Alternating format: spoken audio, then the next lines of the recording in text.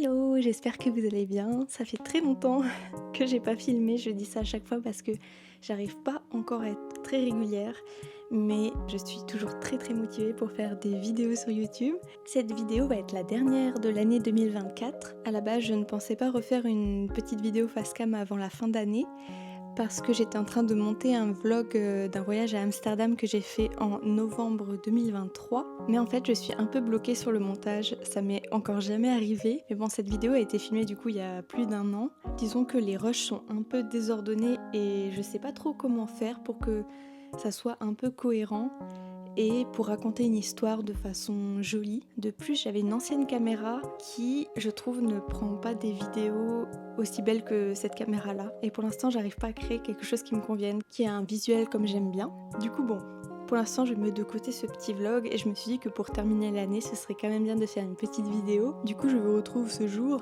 pour blablater un peu. Et je me suis dit que je pouvais faire un petit récap de l'année 2024. Aussi vous partager quelques favoris de cette fin d'année et peut-être dessiner un petit peu. Calcifère s'est éteint.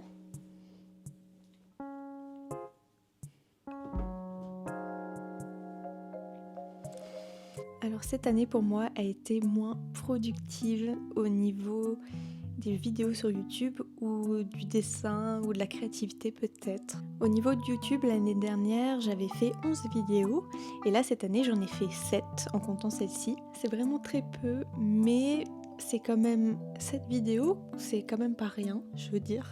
Donc je suis quand même contente de ne pas avoir lâché.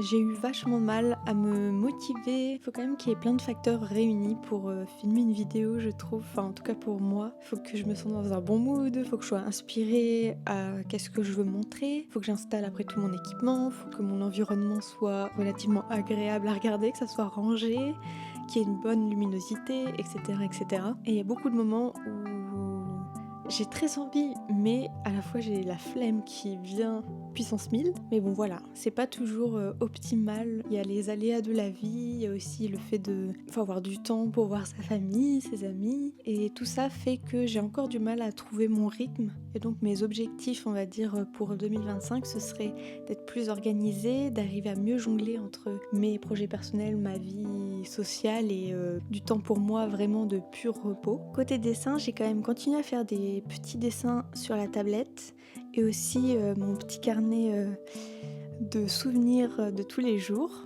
qui a pris un peu de retard mais que j'ai quand même réussi à rattraper plus ou moins. Donc voilà, il y a plein de pages que j'ai ancrées enfin, mais qu'il faudra que j'aquarelle par la suite. Mais je suis contente, j'ai quand même rattrapé une bonne partie de mon retard, donc ça c'est chouette. Et du coup au digital, j'ai quand même fait quelques illustrations qui ne sont pas terminées, mais qui ont vraiment, je pense, du potentiel.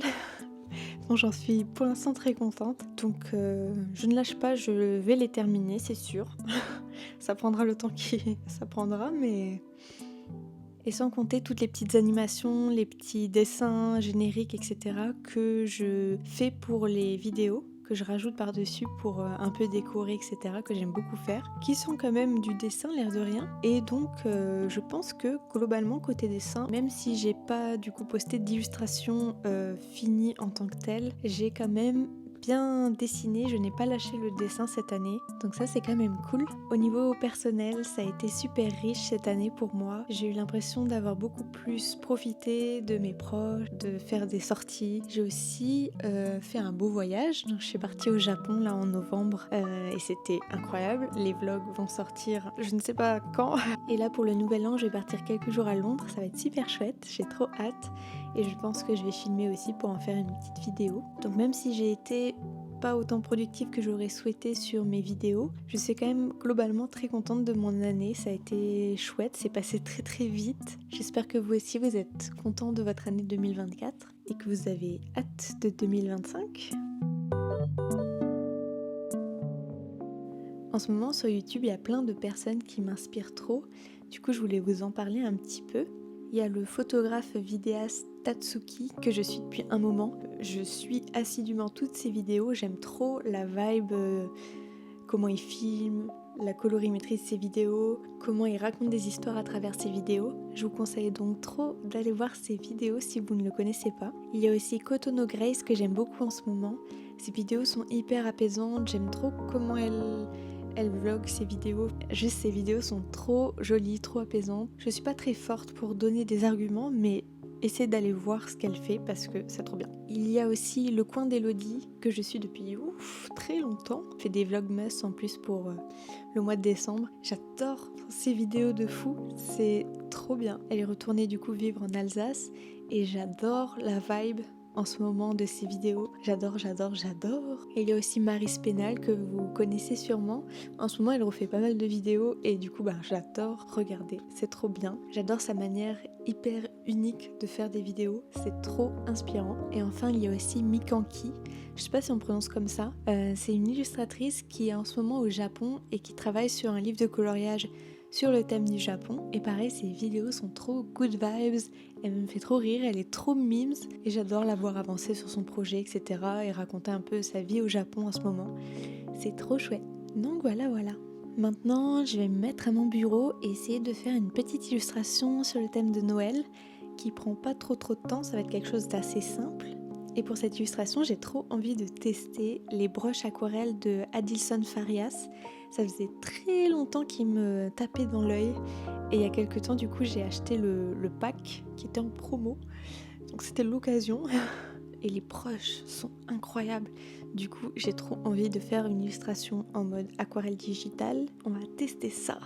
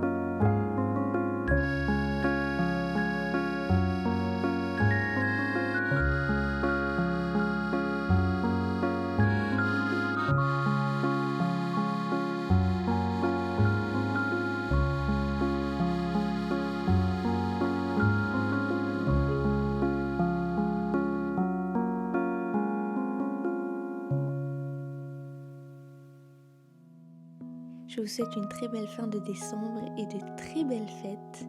Et on se retrouve pour une prochaine vidéo, je l'espère très bientôt. Bisous!